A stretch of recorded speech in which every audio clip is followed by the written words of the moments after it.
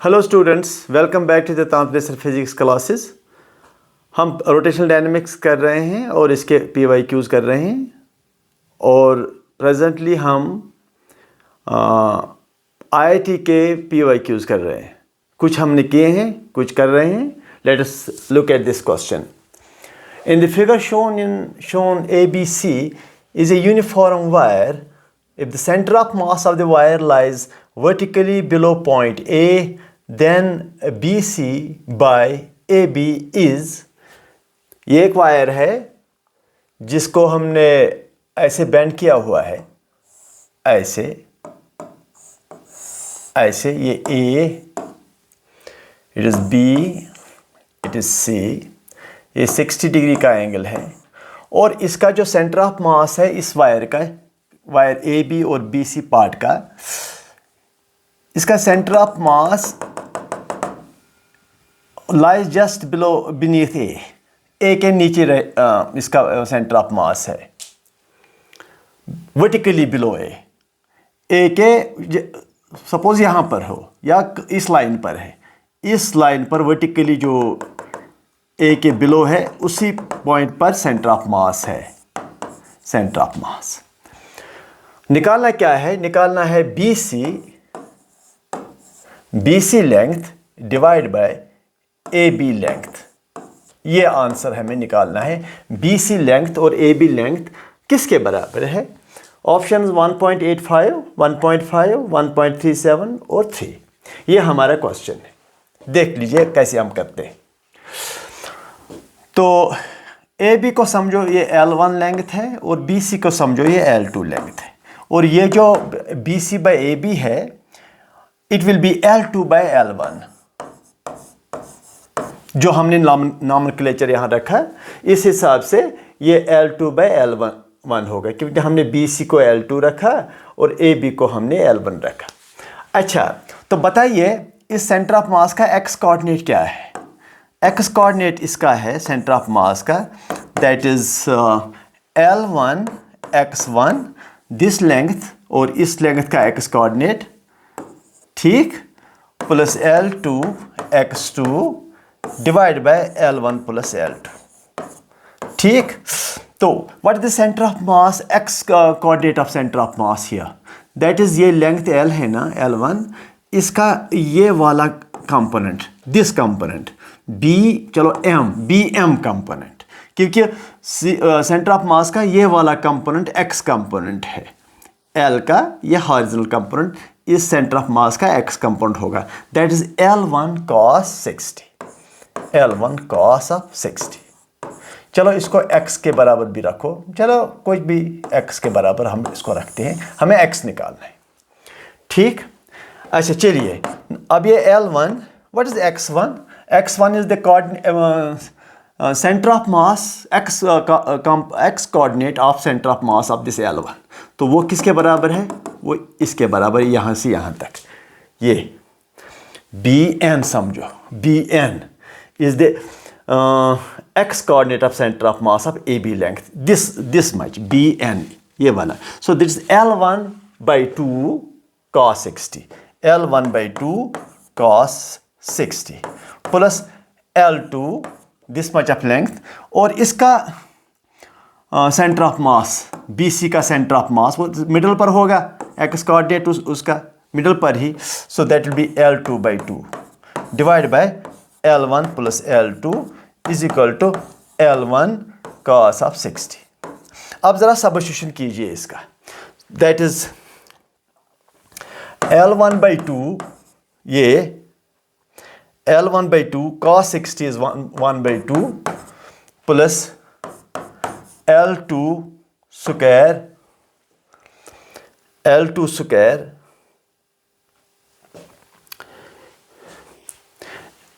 L1, just a minute, it is L1 and x1 is L1 by 2, ये L1 by 2, पहले L1 ये है, फिर L1 by 2 cos 60, L1 by 2 L1 cos 60, that is L1 by 2 cos 6 का 1 by 2 plus L2 square by 2 divide by L1 plus L2 is equal to L1 by 2। ये ठीक।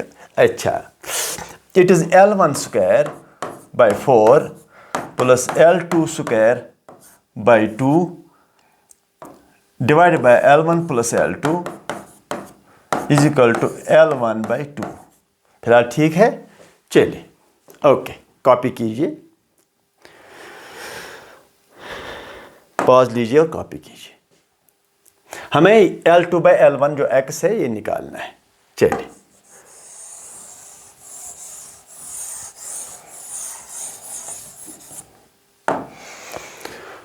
चलो cross multiply कर लो। Cross multiply करने से it is L1 square by 2 plus L2 square, जब 2 से multiply करो यहाँ, इज इक्वल टू यहाँ मल्टीप्लाई करने से L1 square plus L1 L2। ठीक, तो इसको वहाँ ले जाइए, इसको वहाँ ले जाइए। So that is L1 square by 2, L1 square by 2, L1 square minus L1 square by 2 is L1 square by 2, subtract करके minus L2 square, L2 square plus L1 L2 is equal to 0। ये L1 square by 2 वहाँ जा करके L1 square by 2 minus L2 square by 2। ठीक है, तो अब 2 से मल्टीप्लाई कीजिए, it is L1 square minus twice L2 square plus twice L1 L2 is equal to 0। अब डिवाइड कर लो L1 L2 से, ताकि ये क्वांटिटी हमें मिले। L1 L2, यहाँ पर भी L1 L2, यहाँ पर भी L1 L2। तो अब यहाँ क्या होगा, दैट इज L1 ऊपर एक bye L2 minus 2 times L2, एक L2 कैंसिल होगा, L2 by L1 plus 2 is equal to 0, ऐसे कुछ।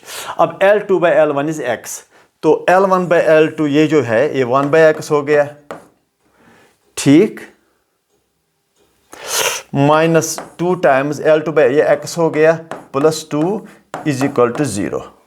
ठीक, तो अब x से मल्टीप्लाई करो, 1 minus 2x square plus 2x is equal to 0।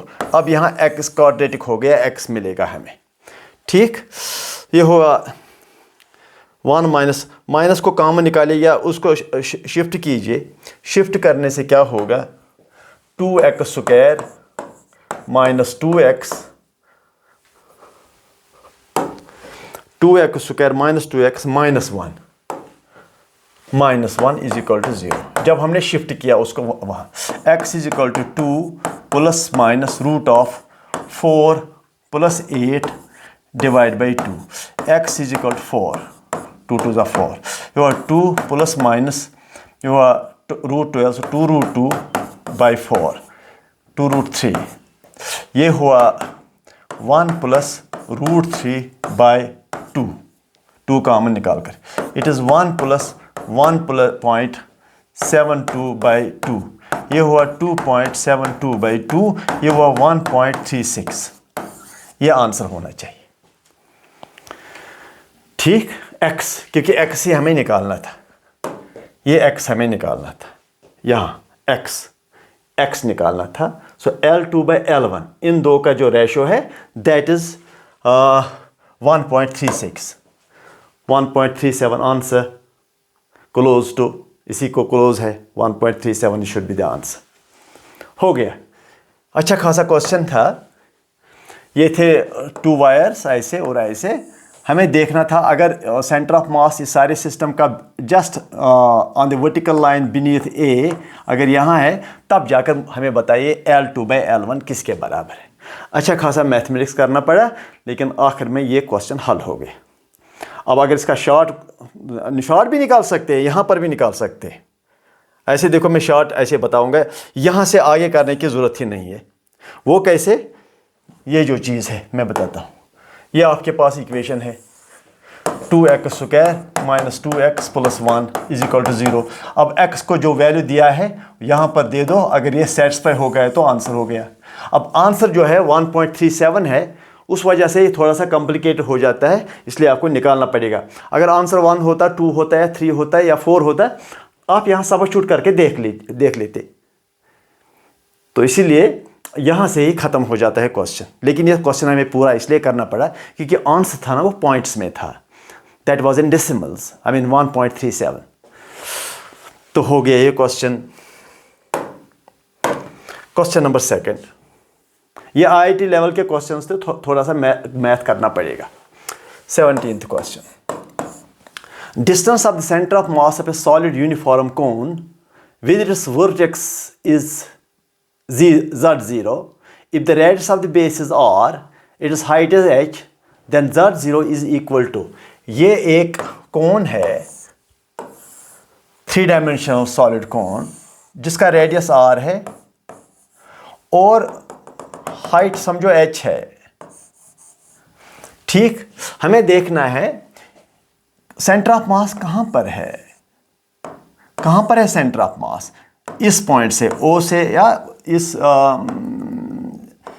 ये पॉइंट को ले लो, चलो P से, फ्रॉम द वर्टेक्स ये डिस्टेंस कितना है। तो इसको इंटीग्रेशन करना पड़ेगा। अच्छा खासा क्वेश्चन है, हैवी क्वेश्चन है, इंटीग्रेशन से निकलेगा what is the centre of mass at any point, because it is not a uniform rod, it is a non uniform structure. ठीक, नॉन यूनिफॉर्म, ऊपर से ये थिन हो रहा है, तो इसमें हम आपको चाहिए कि आप इंटीग्रेशन कैलकुलस तो करना पड़ेगा।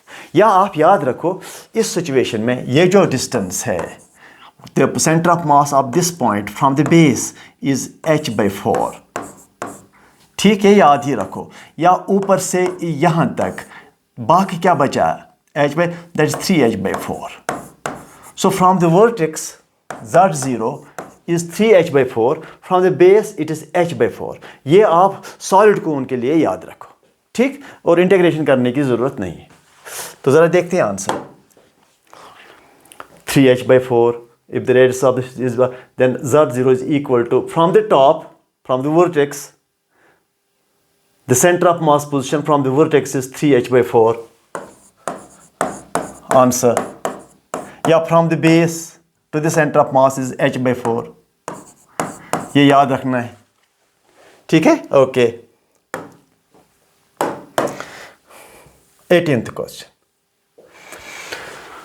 A thin uniform thin rod AB of length L, एक थिन रॉड है ऐसे कुछ of linear of length L, okay, और linear mass density mu x, mu which is changes and is a function of x and is a plus bx by L, right, where x is measured from A, okay, x is measured from A, AB is the rod. If the center of mass of the rod lies at a distance 7/12 L, अगर center of mass कहीं यहाँ पर है जिसका distance 7/12 L है from A, then A and B are related to, तब जाकर A और B के दरमियान क्या रिलेशन होना चाहिए, रिलेशन दिया हुआ है। क्वेश्चन यही है, सेंटर ऑफ मास जो है that is 7/12 L from A, तो बताइए A और B में क्या रिलेशन होना चाहिए। अच्छा खासा क्वेश्चन है। ठीक, A is equal to B, A is equal to B, 2A is equal to B, 3A is equal to B, ये आया है 2015 में। फिर से समझाऊंगा क्वेश्चन क्या है। एक रॉड है जिसका लीनियर मास डेंसिटी चेंज हो रहा है, और चेंज कैसे हो रहा है, that is A plus B/L x। अगर सेंटर ऑफ मास 7/12 L है फ्रॉम A, तब जाकर बताइए A और B में क्या रिलेशन होना चाहिए, और relation 4 relations are given, we have to choose the correct one. Okay, चलो करते हैं। पहले मैं आपको बताना चाहूंगा सेंटर ऑफ मास निकलेगा कैसे इस इक्वेशन से। ये नॉन यूनिफॉर्म रॉड है, इसका यूनिफॉर्म जो डेंसिटी है that is not uniform, that change with x। सो ये राइट साइड को हैवी बनता जाएगा। यहाँ जब आप राइट साइड को जाओगे, x को इंक्रीज करोगे, तो रॉड जो है दैट बिकम्स हैवियर, और centre of mass will shift to the right side. ठीक, अच्छा, तो what is centre of mass position x cm, that is integration of x dm, formula जो है बाय इंटीग्रेशन ऑफ dm। ये हमारा question है। Okay, 0 to L तो है ही इंटीग्रेशन लिमिट्स। तो यहाँ पर जो म्यू है that is dm by D X, mass density is equal to D M by D X, mass पर यूनिट लेंथ इज म्यू, जो चेंज हो रहा है, इसीलिए हमने इसको डिफरेंशियल में रखा। अगर कांस्टेंट होता तो सीधे total mass by total length, अगर चेंज होता है तो डिफरेंशियल में रखना पड़ेगा। ठीक, अच्छा, अब मैं एक्ससीएम को निकालूंगा, यहां से निकालूंगा, लेकिन दिया तो है वो, यहां से निकालूंगा फिर इक्वेट करूंगा। तो इक्वेट करने से मुझे पता चलेगा what is the relation between A and B. Let us see, it is 0x, it is x, dm is mu dx divided by integration 0 to L dm, that is mu dx, ऐसे कुछ। अब mu को substitute करूंगा और अच्छा खासा integration का question हो जाएगा। ये म्यू को करना पड़ेगा सब्स्टिट्यूट, एम्प्लॉयज एक्ससीएम is equal to 0 to L x, mu किसके बराबर, a plus B by L X D X, mu को सब्स्टिट्यूशन कर दिया, divide by 0 to L mu, that is a plus B by L X D X, mu को substitution किया, ये वाला है। तो अब जाकर ये करना पड़ेगा। चलिए नेक्स्ट, एक्ससीएम, यस, तो इंटीग्रेशन करना पड़ेगा, पहले इसको सिंपलीफाई करना पड़ेगा। It is integration 0 to L a बाहिर x dx, ये a बाहिर x dx, पहले इस a के साथ मल्टीप्लाई करके a को बाहर रखा x dx, फिर b बाई एल को बाहर रखना पड़ेगा, प्लस b बाई एल को बाहर रखना पड़ेगा, integration x square D x, ऐसे कुछ। ये देखो, ये एक्स स्क्वायर हो गया, b बाई एल को बाहर ही रखा, इंटीग्रेशन किया एक्स स्क्वायर को। ठीक, नीचे a को बाहर रखना पड़ेगा 0 to L dx, वहां b बाई एल को बाहर रखना पड़ेगा, इंटीग्रेशन x dx। फिर से देखते हैं, a को बाहर रखा तो integration dx, b by L को बाहर रखा x dx। हाँ, फिलहाल ठीक है।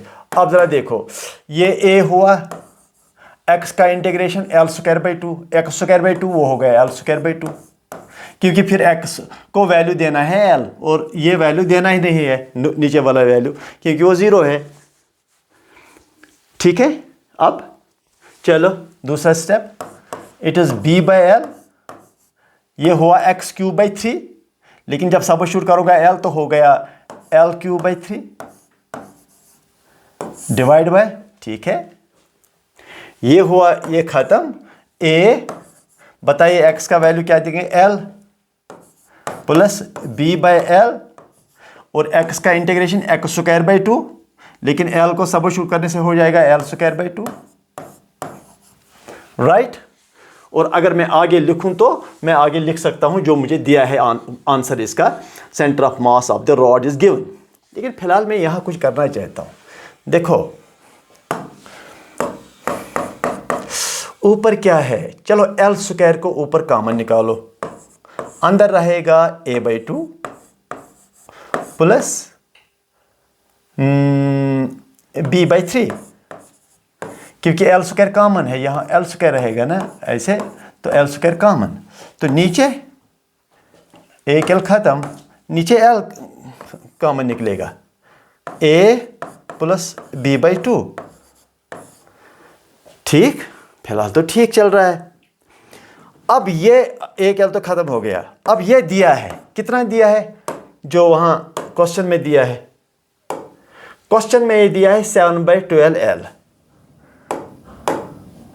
क्वेश्चन में दिया है 7/12 एल, ये क्वेश्चन में दिया था। अब ये एल और एक खत्म, और एक एल और एक एल खत्म हो जाएगा।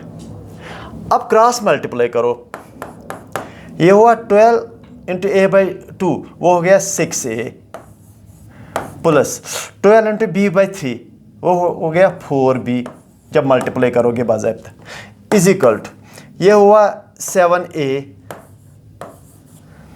प्लस 7b/2,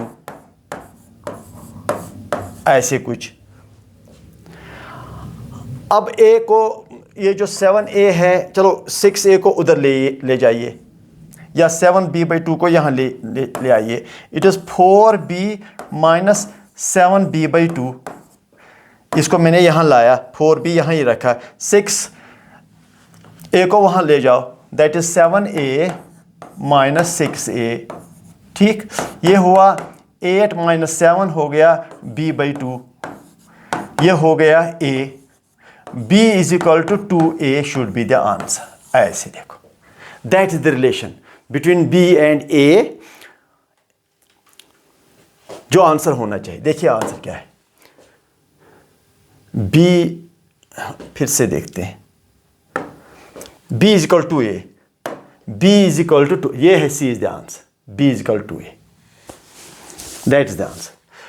मैं फिर से एक बार आपको बताता हूं, हैव ए लुक। ये रॉड है, इसका मास पर यूनिट लेंथ दिया था as a function of x, और सेंटर ऑफ मास भी दिया था वहीं से 7/12L। हमने क्या किया, हमने सेंटर ऑफ मास निकाला बाज़ाब्ता through integration, through calculus formula, और तब जाकर हमने उस सेंटर ऑफ मास को 7/12 के साथ इक्वेट कर दिया। जब हमने उसको इक्वेट किया तब जाकर हमें a और b के दरमियान रिलेशन मिला। That is all.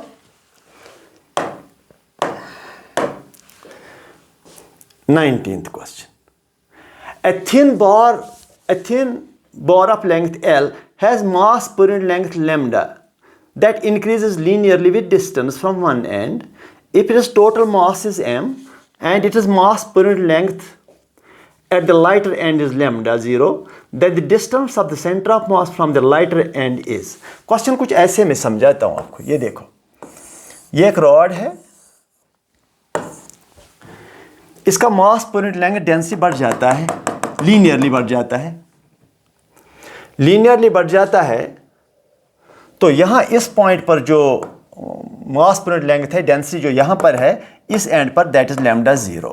ठीक, फिर क्या कह रहा है, फिर आगे जाकर के लैम्डा इंक्रीज हो रहा है, तो obviously centre of mass right की ओर शिफ्ट हो जाएगा, क्योंकि यहां इस साइड ये हैवियर होगा। Then the distance of the center of mass from the lighter end is, कहां होगा सेंटर ऑफ मास, बस ये हमें निकालना है। Centre of the moment this what you call as this mass per unit length is lambda 0 here. It increases linearly towards the end. Where should be the center of mass? If length is L and total mass is m. ये है question. ठीक, अच्छा खासा इसका भी mathematics है, अच्छा खासा इसका भी कैलकुलस है। लेकिन अगर हम एक trick, if you apply trick here, हम देखेंगे अगर लैम्डा 0 कांस्टेंट होगा, अगर लैम्डा 0 कांस्टेंट है, अगर मैं ये आपको कहूँगा, अगर it's a uniform rod, mass पर unit length is constant, if mass पर unit length is constant means density is constant, तब आप ही मुझे बताइए where should lie the centre of mass, where should the center of mass lie? Your answer will be, sir, the center of mass should lie at the center, at the geometrical center, that is L/2।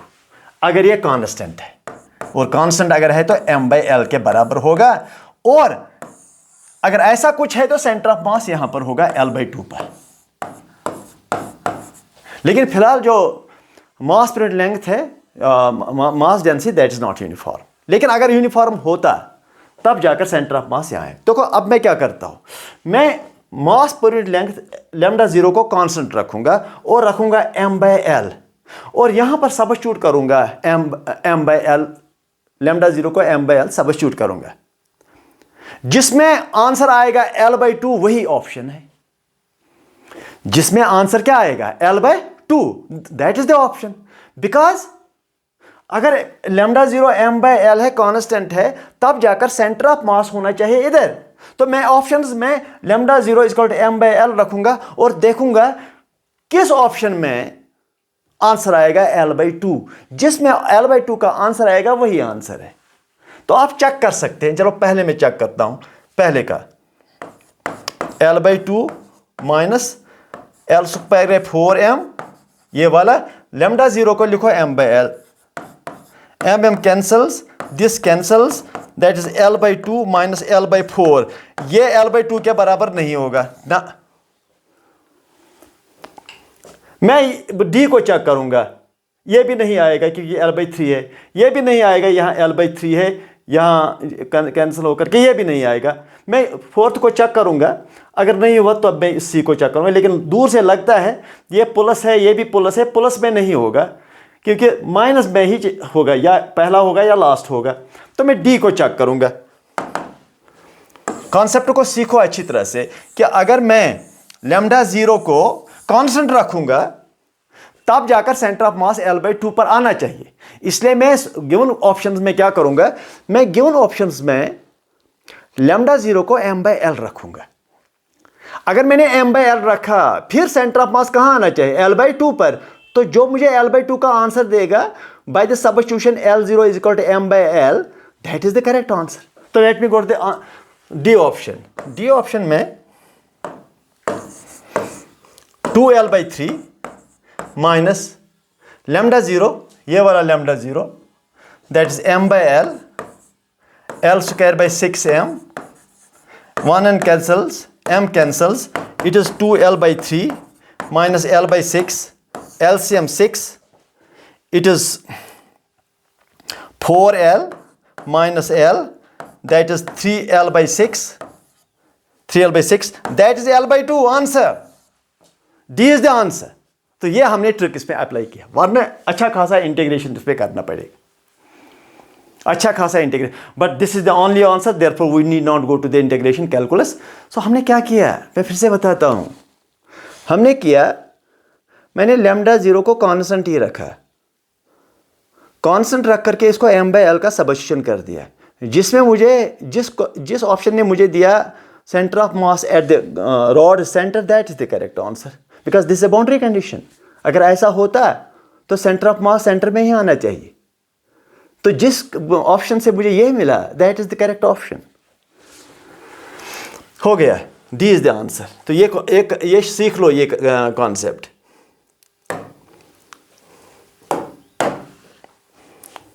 Twentieth question, a projectile of mass m is fired so that the horizontal range is 4 kilometers. At the highest point, the projectile explodes into two parts of masses m/4 and 3m/4 respectively. The heavier part starts falling vertically down with zero initial velocity. Okay. The horizontal range distance from the point of firing of the lighter part is. तो ये ऐसा question है, आप पढ़ो अच्छी तरह से, देख लो। क्वेश्चन कुछ ऐसे हैं, ये एक प्रोजेक्टाइल ऑफ लॉन्च कर रहे हो और ये प्रोजेक्टाइल यहाँ पर चला जाता है, इसका रेंज जो है दैट इज 4 किलोमीटर्स। तो 4 किलोमीटर का रेंज है, ठीक है ना।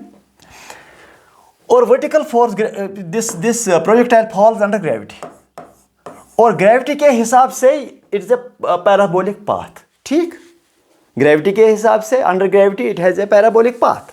तो अब क्या होता है कि ये जो ऑब्जेक्ट आपने लॉन्च किया, यहां पर इसके दो टुकड़े हो जाते हैं, एक टुकड़ा नीचे गिर जाता है इधर, और दूसरा टुकड़ा जो है वो थोड़ा आगे जाएगा, क्योंकि अब जो है उसको वेलोसिटी मिलेगा ज़्यादा, क्योंकि ये अलग हो गया, तो वो कुछ ऐसे आएगा शायद।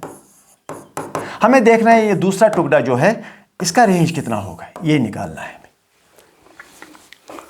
दूसरा टुकड़ा कहाँ चला गया फ्रॉम द ऑरिजिन, ये अच्छा डिस्टेंस हमें निकालना है। तो कैसे करेंगे आप, बहुत सारे तरीके करने के हैं, लेकिन यहाँ तो है सेंटर ऑफ मास के हिसाब से इसको सॉल्व करना पड़ेगा। पहली बात यह है कि मुझे ये जो ये हैवियर था कि लाइटर था, शायद हैवियर था ये जो वर्टिकली फॉल हुआ। जस्ट ए मिनट, कौन सा part 3m/4 and 3m/4 and the heavier part starts falling vertically. heavier part जो है 3m/4 पार्ट vertically fall होना शुरू किया, 3m/4, ये 3m/4 है, और जो लाइटर है वहां चला गया वो m/4 है, ठीक। अब under gravity it was falling under parabolic path, तो ये जो पहला ऑब्जेक्ट था यहाँ पर जो गिरा था, उसका सेंटर ऑफ मास यहाँ है, अपने साथ उसका सेंटर ऑफ मास है, एक ही ऑब्जेक्ट जो था। लेकिन अंडर ग्रेविटी जब ये स्प्लिट हुआ, it split because of its internal forces.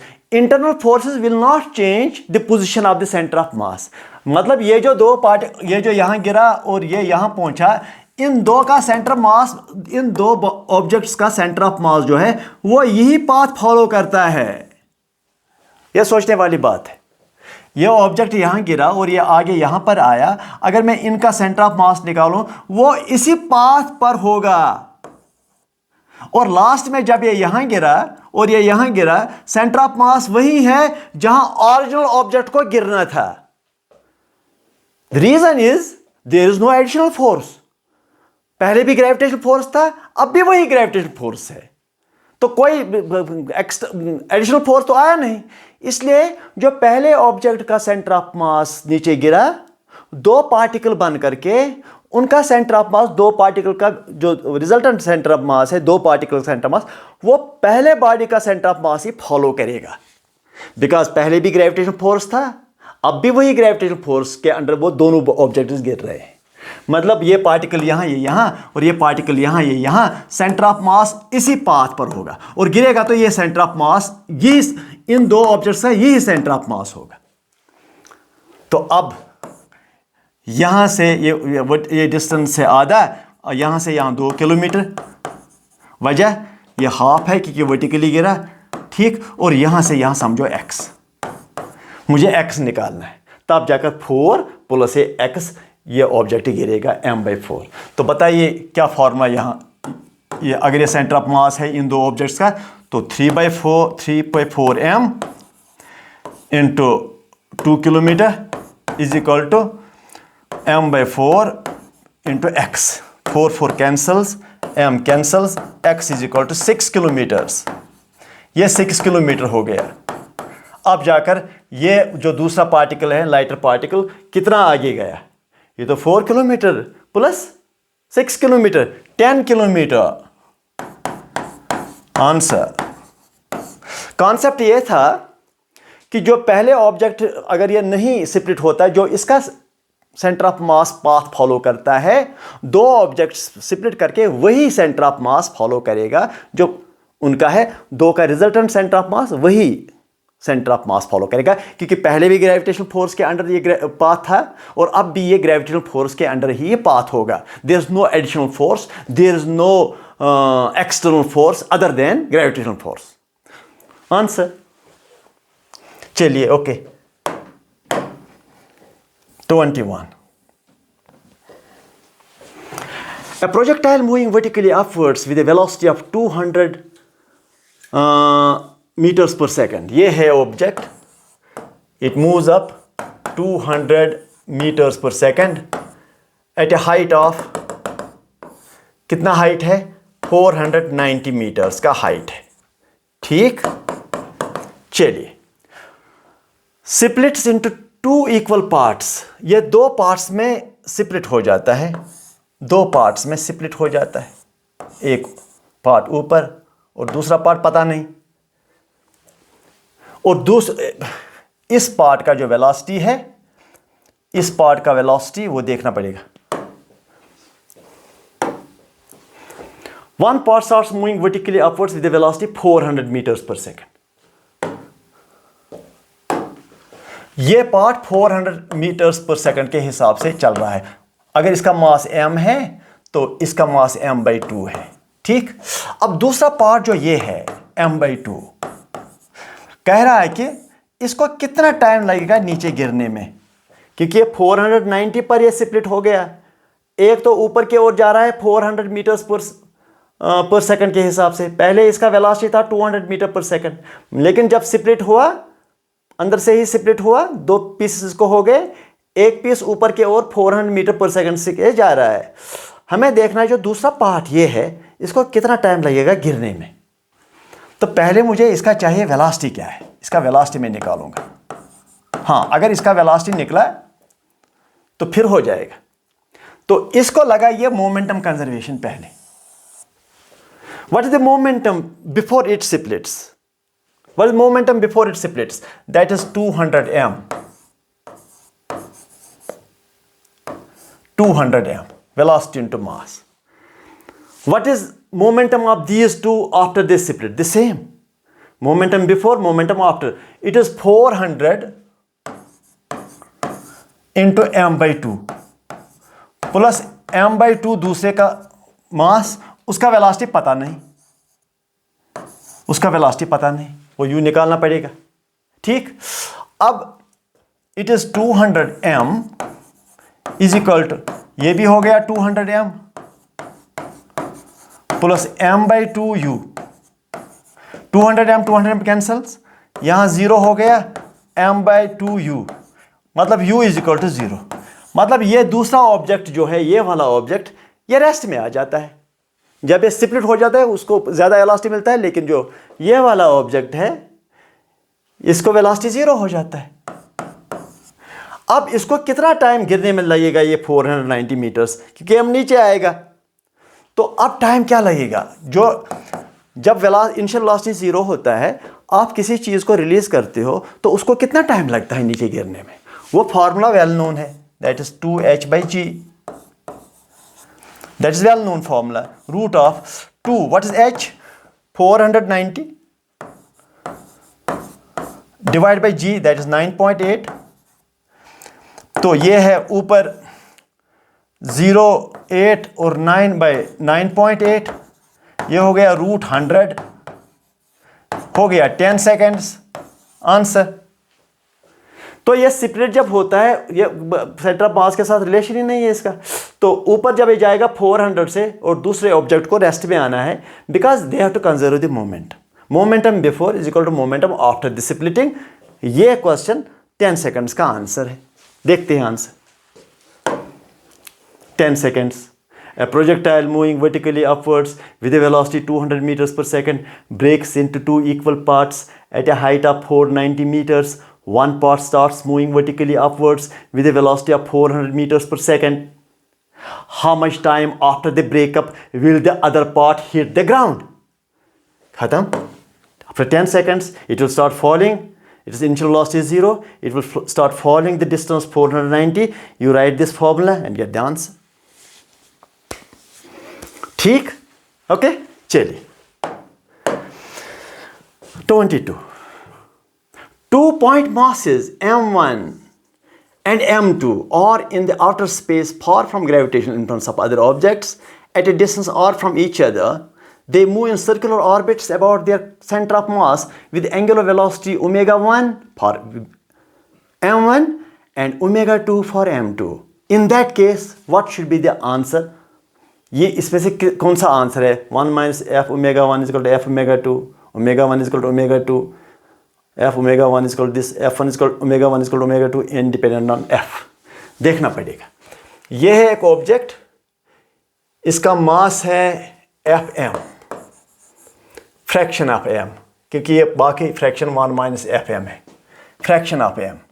और ये दूसरा मास है, it is 1 minus F M, but F is less than 1। ठीक है, इनके दरमियान जो डिस्टेंस है वो आर है।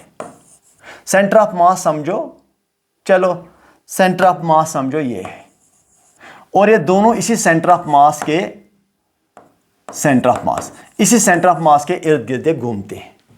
हमें इसके एंगुलर फ्रीक्वेंसी और इसके एंगुलर फ्रीक्वेंसी में हमें रिलेशन निकालना है। Both move in circles around the common centre of मास। ऐसा होता है in space, stars are moving about the common center of mass. Earth revolves around the sun, वो भी कॉमन सेंटर ऑफ मास के इर्द गिर्द ही रिवॉल्व होते हैं। सन और अर्थ दोनों सेंटर ऑफ मास के इर्द गिर्द घूमते हैं, लेकिन जो सन और अर्थ का सेंटर ऑफ मास है वो सन के अंदर ही है, इसलिए हमें अर्थ का लगता है ऑर्बिटल मोशन और सन का लगता है स्पिन मोशन।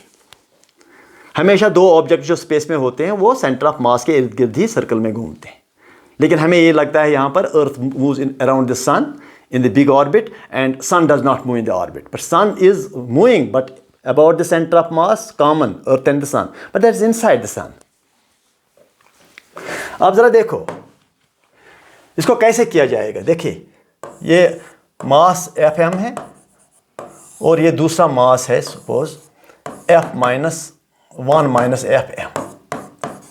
ये सेंटर ऑफ मास यहां देख लो सी, ये इसी के इर्द ऐसे घूमता है और ये भी इस सेंटर ऑफ मास के बड़े ऑर्बिट में घूमता है ऐसे, राइट। ये लाइटर होगा और ये हैवियर होगा। सेंटर ऑफ मास ये है। ये ऑब्जेक्ट जो है इस पर फोर्स क्रिएट करता है एफ, ग्रेविटेशनल फोर्स, और ये इस पर यूं ग्रेविटेशनल फोर्स एक्ट करता है। Can you tell me what is the net force on this? F है। What is the net force on this? वो भी एफ है। Can you tell me what is the total external force on the two masses? Zero, because these two forces are internal.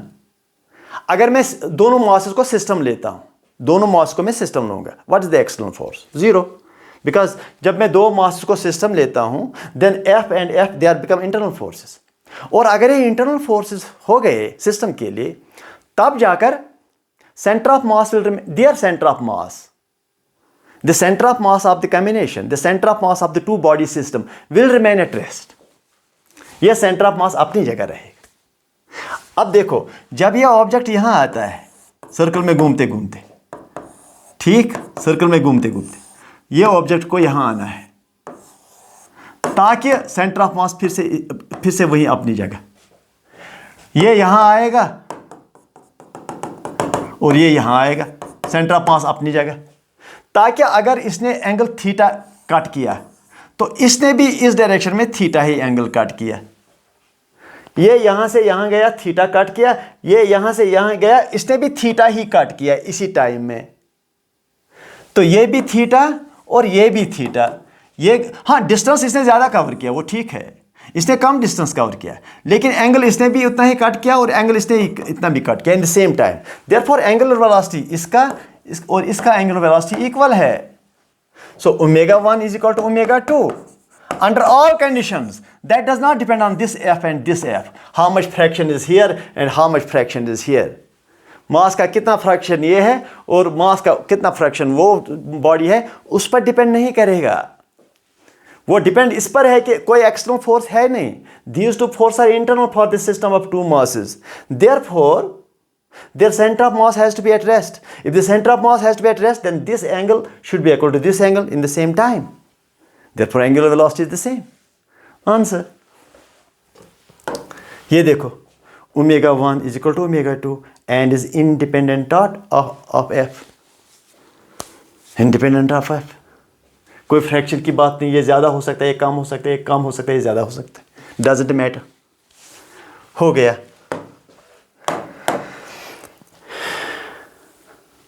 अच्छा, a thin rod, फिर से यही thin rod. I don't know why you should take the thin rod all the time. What is bad with the thick rods? A thin rod of length L is lying along the x-axis with x is equal to 0 and x equal to L here. ठीक है। Linear mass density जो है mu, that is equal to K x by L whole raised to power n, where n is 0 or any positive number. If the center of mass of the position of center of mass is plotted against n, which of the following graph best approximates the dependence of xm on n? ठीक है, देखो question क्या है। You plot a graph between n, this n, and position of center of mass. Plot the graph. अगर n 0 है, अगर n 0 है तो ये 0 है, तो म्यू किसके बराबर है? k times x by L whole raise to 0। ठीक, अगर n 0 है, समझता हूं कि उस वक्त सेंटर ऑफ मास का पोजीशन क्या है वो देखना चाहता हूं। तो n 0 है तो एनीथिंग रेज पावर 0 इज 1, तो इक्वल हो गया k। इसका मतलब म्यू कांस्टेंट है। अगर n 0 है तो म्यू कांस्टेंट है। अगर म्यू कांस्टेंट है, that means it is a uniform rod having uniform mass density. तो center of mass कहाँ होना चाहिए? Your answer, your guess, as anybody's guess, center पर होना चाहिए, इधर। Go n is equal to 1 0 पर center of mass जो है center पर होना चाहिए, मतलब यहाँ होना चाहिए L/2 पर। ठीक, ओके। अगर ये n of 1 है तो हो गया x raised to power 1, means now the centre of mass will shift to the right side. क्यों? अब ये राइट साइड में हैवी हो जाएगा, क्योंकि mass density is proportional to x. Means जब आप राइट साइड को जाओगे तो मास ज़्यादा से ज़्यादा होगा, तो सेंटर ऑफ मास इस सेंटर से राइट को शिफ्ट हो जाएगा। मतलब centre of mass will now be at a distance from O greater than L/2। पहले अगर L/2 पर सेंटर ऑफ मास था, अब यहां होगा वो L/2 से ज्यादा होगा, तो n को 1 रखने से सेंटर ऑफ मास का पोजीशन इंक्रीज हो जाएगा। ठीक, फिर अगर 2 करोगे it will become heavier and heavier on the right side, तो सेंटर ऑफ मास फिर से शिफ्ट हो गया टू द राइट साइड, और सेंटर ऑफ मास बढ़ जाएगा position distance from the O। तो ऐसे करके ऐसे, क्योंकि देखो जब ये बहुत ही हैवी हो जाएगा, लास्ट में सेंटर ऑफ मास L तक जाएगा, यहां तक जाएगा या L तक बढ़ेगा, उससे आगे नहीं जा सकता है, क्योंकि उससे आगे जाएगा तो आप रॉड से बाहर होगा, वो पॉसिबल नहीं है। तो ये ग्राफ होना चाहिए, this should be the graph. First n is equal to 0, center of mass at the center. Then if you increase n, the center of mass will shift to the right, to the right, to the right, then to the extreme position. So this should be the graph. Then it should remain constant. ये देखो answer B is the answer, ये वाला।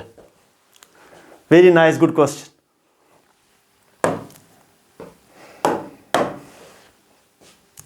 (24) A circular disc of radius r, ये मैंने दिखाया आपको कुछ questions. A circular is removed from a bigger circular disc of radius 2r, ये 2r का रेडियस है, 2r, and a circular disc of radius r is removed, ठीक, is removed from radius of 2r, such that the circumference of the disc is coincide. Yes, circumferences of disc is coincide. The center of mass of the new disc is alpha r, ये alpha r है, ये alpha by r नहीं, alpha r है। तो ये जो remaining disc है इसका सेंटर ऑफ मास जो है that is alpha r from this position, from the origin. यहां पर what is the value of alpha, alpha का वैल्यू निकालना है। फिर से बताता हूं, एक डिस्क है, आपने ये पार्ट निकाला, अब सेंटर ऑफ मास इस रिमेनिंग डिस्क का, इस पार्ट का, सॉलिड पार्ट का कहीं पर है और वो अल्फा आर के बराबर है। तो बताइए अल्फा किसके बराबर है? हमें सेंटर ऑफ मास का पोजीशन निकालना है, उसको अल्फा आर के बराबर रखना है, तब जाकर अल्फा का वैल्यू आएगा। तो अगर मैं इसको करूंगा प्लस, ये डिस्क जो हम करते हैं इसको टेक्निक डिस्क ऐड कर दिया, इज इक्वल टू, ये तो पूरा फुल डिस्क हो जाएगा, और उसका सेंटर ऑफ मास कहां? सेंटर पर O पर। इसका सेंटर ऑफ, इन दो का सेंटर ऑफ मास, इन दो बॉडीज का अगर मैं सेंटर ऑफ मास निकालूंगा together, that should be here. बताइए इन दो का सेंटर ऑफ मास क्या है? बताइए इसका सेंटर ऑफ मास जो निकालना है,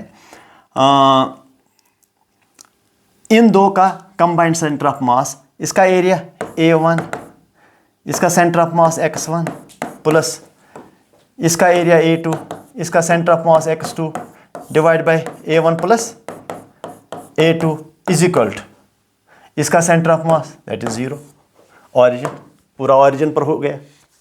व्हाट इज A1? इसका area that is pi into 2r का square minus pi r square, सारे का एरिया माइनस दिस एरिया, इस पार्ट का एरिया है, इंटू x1 इसका सेंटर ऑफ मास का पोजीशन प्लस A2 इसका एरिया पाई r स्क्वायर, इसका सेंटर ऑफ मास पोजीशन, कितना पोजीशन है इसका सेंटर ऑफ मास का पोजीशन? ये वाला इसका सेंटर ऑफ मास पोजीशन, इसका वो यहाँ पर रखा है लेकिन असल में इस यहाँ पर फिक्स करना है। तो that is r divide by A1 plus A2, वो क्रॉस में 0 हो जाएगा। ठीक, ये हो गया 3 4, ये होगा 1 3 pi r square plus pi r square into r is equal to 0। Pi r square common निकलेगा, x साथ में, यहाँ पर x1 साथ में, ये वाला। अच्छा तो ठीक है, x1 into 3 pi r square is equal to minus pi r square into r, ये वाला, ये देखो शिफ्ट किया, pi r square into r. x1 is equal to, ये ख़त्म हुआ, माइनस आर बाई 3। इसको लिखिए अल्फा आर, जो दिया है alpha r, centre of mass का पोजीशन ये है, तो r cancels, alpha is equal to 1/3। Negative का मतलब ये है, नेगेटिव का मतलब ये है कि सेंटर ऑफ मास जो इस सॉलिड डिस्क का है, पार्ट मतलब रिमेनिंग डिस्क का, वो ऑरिजिन से लेफ्ट की ओर है, उसका वो नेगेटिव का मतलब आता है। ठीक हो गया question. Question number 25, consider two particles, जो दिया है वो लिखूंगा, टू पार्टिकल्स कर दिया, m1 और m2 कर दिया। If the first particle is pushed, अगर इसको पुश किया जाए through a distance d, what distance should the second particle be moved so as to keep the centre of mass at the same position. अगर आपने इस m1 को d push किया है, m2 को कितना पुश करना पड़ेगा ताकि सेंटर ऑफ मास इनका जो अपनी जगह रहेगा, xcm अपनी जगह रहेगा। चलो ठीक है, हम इसको ऐसे करते हैं, इसका पोजीशन समझो x1 है, इसका पोजीशन समझो x2 है। कोई आप में से मुझे बता सकता है कि what is xcm? xcm is equal to m1 x1 इसका coordinate plus m2 x2 divide by m1 plus m2। ठीक, चलो करते हैं। अब मुझे बताइए इसका change, what is the change in the centre of mass of change in the centre of mass, that is delta xcm। इसका चेंज हम दोनों तरफ से वेरिएशन निकालेंगे। इसका वेरिएशन किसके वेरिएशन के बराबर है? On the right side, variation of centre of mass here is equal to m1, वो तो कांस्टेंट है, डेल्टा x1 का variation plus m2 delta x2 का change divide by m1 plus m2। ठीक, अब सेंटर ऑफ मास का जो variation है वो जीरो आना चाहिए, यानी कि सेंटर ऑफ मास अपनी जगह रहना चाहिए। तो बताइए m delta x1 plus m2 delta x2 is equal to 0 हो गया, क्योंकि ये अब मल्टीपल इसके साथ 0 होगा। m1 what is change in the x coordinate, कितना आपने इसको आगे लिया था, देख लो। If the first particle is pushed toward the centre of mass through a distance d, अगर इसको d आगे लिया जाए, d, तो इसका मतलब इसका वेरिएशन जो है डेल्टा x1 का, जो इस कोऑर्डिनेट का वेरिएशन जो है आगे लेने से वो d हो गया प्लस m2, और डेल्टा x2 का वेरिएशन निकालना है। अब देखो वो उसको कितना आगे पीछे ले जाएंगे ताकि सेंटर ऑफ मास अपनी जगह रहे। तो सेंटर ऑफ मास को हमने अपनी जगह रखा हुआ है, तो अब ये जो डेल्टा x2 निकलेगा उतना हमें x2 चेंज करना है ताकि सेंटर ऑफ मास अपनी जगह रहे। तो सेंटर ऑफ मास अपनी जगह रहने का मतलब यह है कि हमने वो इंफॉर्मेशन इसको दिया, सेंटर ऑफ मास अपनी जगह, बताओ हमें कितना शिफ्ट करना पड़ेगा x2, वो हम इक्वेशन से पूछ रहे हैं। क्या अगर हमने सेंटर ऑफ मास अपनी जगह रखा, डेल्टा xcm को हमने 0 रखा, तो अब आप ही बताइए x2 में क्या वेरिएशन करेंगे आप? We are asking the question to the equation. तो it is delta x2 is equal to 0। तो डेल्टा x2 किसके बराबर, इसको वहां ले जाइए, minus m1 d divide by this m2। Answer minus इसलिए कि इसको लेफ्ट साइड की ओर लेना पड़ेगा, तो minus is not important, answer is important. Minus ये है कि आपने इसको लेफ्ट किया, अगर इसको आपने राइट की ओर लिया, इसको लेफ्ट की ओर लेना पड़ेगा ताकि सेंटर ऑफ मास अपनी जगह ही रहे जहां है। तो आंसर क्या है जरा बताइए? m1 by m2 d is the answer, this one is the answer। so 2006 में आया है। These are the questions we are very important, and see how much physics you learn and how you learn how to manipulate the things through mathematical equations. It gives you a lot of practice and you learn by the day. So continue to watch my lectures and subscribe to my channel Tantrisar Physics classes, and we will continuously do these things, and you have to be consistent watching the lectures, and inshallah I believe that a day will come when you will appreciate the lectures and you can do the things in a better way. Thank you.